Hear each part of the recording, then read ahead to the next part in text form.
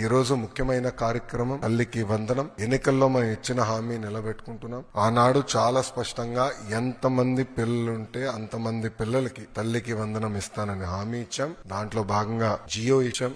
ఈ రోజు నుంచి డబ్బులు తల్లుల అకౌంట్ లో కూడా పడితే 13,000 రూపాయలు తల్లి అకౌంట్ లో పడుతుంది. 2,000 రూపాయలు స్కూల్స్ లో మెయింటెనెన్స్ కోసం ప్రభుత్వం ఆ నిధులు కూడా ఖర్చు పెడతాం జరుగుతుంది. సో భారతదేశంలో ఎవరు చేయని విధంగా సంక్షేమ అభివృద్ధి కార్యక్రమాలు ప్రభుత్వం ఈ రోజు చేస్తాం జరుగుతుంది.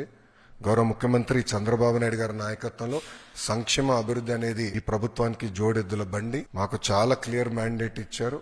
రెండు మీరు తీసుకెళ్లాలి. ఒక పక్కన ఉద్యోగాలు, ఉపాధి, అభివృద్ధితో పాటు సంక్షేమం కూడా చేస్తూ ప్రజలు ఏ ఆశ అయితే ఈ కూటమిని 94% సీట్లు ఇచ్చి గెలిపించారో ఆ ఆశని మనం నిలబెట్టుకోవాల్సిన బాధ్యత, నెరవేర్చాల్సిన బాధ్యత మా పైన ఉందని కేబినెట్ మీటింగ్ లో కూడా గౌరవ ముఖ్యమంత్రి గారు చెప్తాం జరిగింది. సో ఈ తల్లికి వందనం కింద దాదాపు 60% కుటుంబాలలో 2 కన్నా ఎక్కువ మంది పిల్లలు ఉండటం జరుగుతుంది.